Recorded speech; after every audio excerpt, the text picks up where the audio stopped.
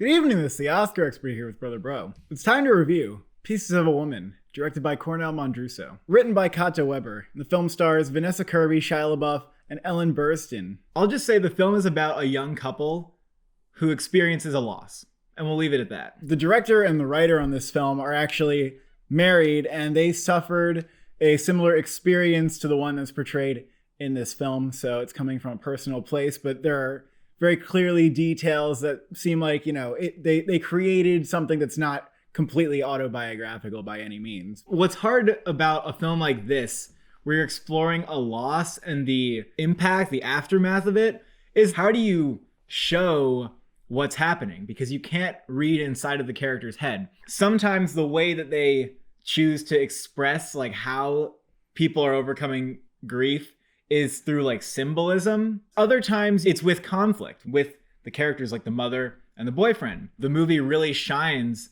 when it's about the conflicts between the characters, when you're exploring kind of like the relationships between them. The symbolism was purely to illustrate the journey of the character, but it was almost empty in terms of anything else happening in the story. Like, you get what it's saying, but you don't know what exactly like happened with any specifics. It's kind of an abstraction or a stand-in for something that we didn't really see take place, but it's just suggested. I think audiences will have varying degrees of which they're able to sort of relate and feel like they're inside the head of Vanessa Kirby, because it's a very internal performance. We can see that she's cold, shut down. Those were the main things that I observed from that performance. I definitely appreciated scenes where she's kind of confronted by Shia LaBeouf or Ellen Burstyn's character, and you see more of what she's going through. But a lot of the movie, I had a sort of tough time trying to decipher what exactly her experience was. Maybe that's because I didn't feel like I knew exactly who this person was outside of the situation. I think what the writing is going for is that she has just kind of become like dormant.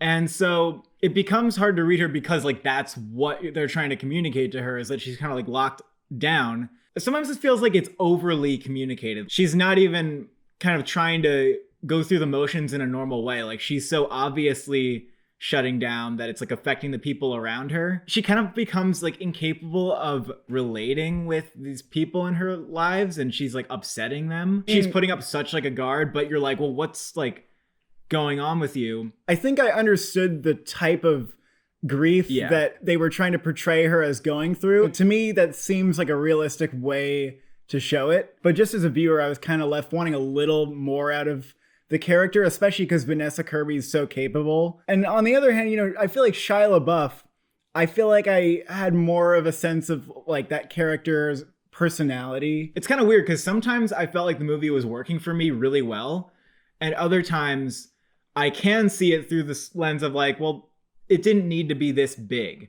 Like, you didn't need to have like a really big altercation over that. It didn't necessarily need to happen like this way to show me what's going on. The movie definitely goes for like ear drama a lot of the times, but other times I feel like it is perfectly subtle. There's a scene when Vanessa Kirby and Shia LaBeouf are like going to an airport, and it's completely quiet. There's just music. Music in this movie is gorgeous, by the way. But that scene communicates so much. And there were definitely moments like that when I thought like, this is exactly what this movie needs to be. I think other parts came across as heavy-handed. And if you've heard anything about this movie, you've probably heard of the scene that takes place around maybe 10 minutes in, with this massive long take around the most emotionally tumultuous scene in the entire movie. And that is just like cinematic fireworks. At the time that scene ends, the movie is basically just like perfect. The filmmaking and the acting in it is a fucking masterclass in like every sense. Overall, the technical choices made for this movie, the way they shot it, the color palette, were like brilliant. To me, if maybe the story was just like a little bit better, this would have been like a directing and cinematography contender at the Oscars. From a craft standpoint, it's just perfect. There's so many scenes and I'm like, I love the way this is shot. From a story standpoint, there's many things that I'm just kind of conflicted on. I liked all the scenes with Shia LaBeouf and Vanessa Kirby, but there was one that was like weird, and if you've seen it, I was just like, this is what I was talking about when I was saying like some scenes are too up here. Yeah, like I don't know if I like needed that, and everyone's gonna disagree with me on this, I think, but The Ellen Burstyn monologue that everybody's talking about, the writing of the monologue, not Ellen Burstyn's performance, but the writing of the monologue, I thought was like way too heavy-handed. To get across the point that she needed to in that scene for the story made sense, but I didn't know why they had to do this like insanely, like the most intense kind of backstory you could imagine. I didn't really bite that moment, but Ellen Burstyn is great in that scene for what she's given, and generally she's really good. A lot of people, when they're talking about her performance in the movie, they say like, oh, this one monologue. But in my opinion, like the whole movie, like Ellen Burstyn. Yeah, she feels very real. Like you understand what's annoying about her, which I really like.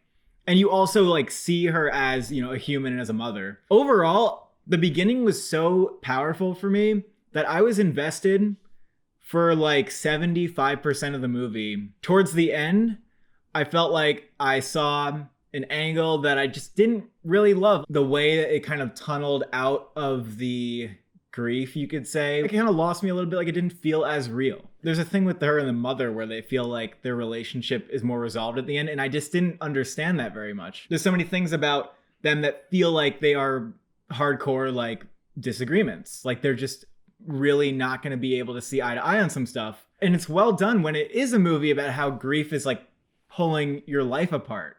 Like that's where the movie's really good, is just showing that and being very raw. And I especially don't like the whole like apple thing at the end. I dislike the last two shots. The heavy-handed symbolism reminded me of why I didn't like White God in like how heavy-handed the like allegory stuff is. But I like this way better than White Gods. That's good. And I think we got to get into talking about the performances. We talked about Ellen Burstyn, but Vanessa Kirby, of course, within that first 30 minutes, not a lot of actors are given the opportunity to portray that. And she did it in a way that felt very realistic. And that was like actually a perfect scene. Like everything that she did in it was perfect.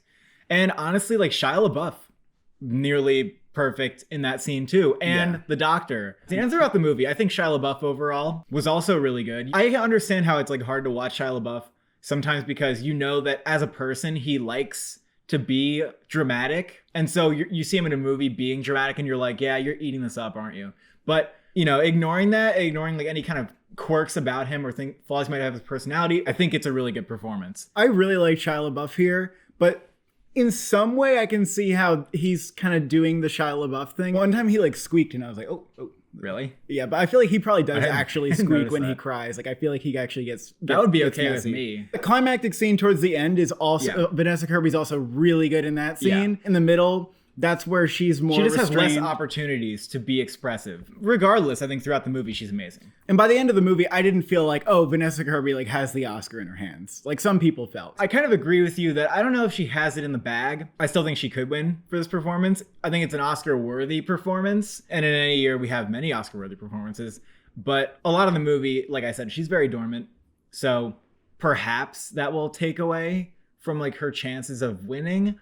But I think she does enough to win, and I wouldn't be totally shocked if she won. But I do think we have competition from, namely Frances McDormand, I think is actually really fiercely competitive. Even Carey Mulligan and Viola Davis. Maybe them too. Their overall movies are stronger too. So it puts her in a difficult position because a lot of what we've seen of Best Actress winners who win for like non-Best Picture movies, it's usually like veteran actors like Julianne Moore, Meryl Streep. You could go back to Charlize Theron winning for Monster. That was her first nomination. That movie wasn't a huge contender, but that was like very obviously transformative. I don't know if I actually really see her winning, but I hope she gets nominated. And Ellen Burstyn will get nominated, I think. She will be the oldest actress nominated for an Oscar. Like she's absolutely killing it. It's a real treasure to see her performing like this well and giving us these kinds of scenes so many years after like a normal actress would just not be in any more movies. Other nominations it won't get, but I think should get: cinematography,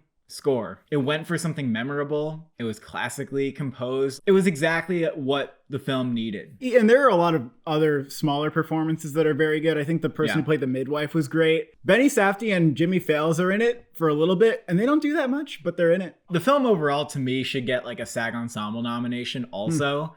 I think people are right when they're calling it a masterclass in acting. I feel like this movie could have been a 90 on Metacritic if it weren't as heavy-handed and if it just stuck to more subtlety, really. I think for me, the problem is occasionally the heavy-handedness, but sometimes I felt like I wasn't as in sync emotionally with the character as I wanted to be. But I also know that from reviews I've read that some people really are. So I would definitely recommend it. And I think the director for the future needs to stop leaning on symbolism to tell us what his movie is really about and just make the movie about what you can show us. I will give it a 7 out of 10. I'll give it an 8 because like everything except for some of the story choices in the writing was like perfect. Thank you for watching. Thank you for subscribing. How many pieces of you are there?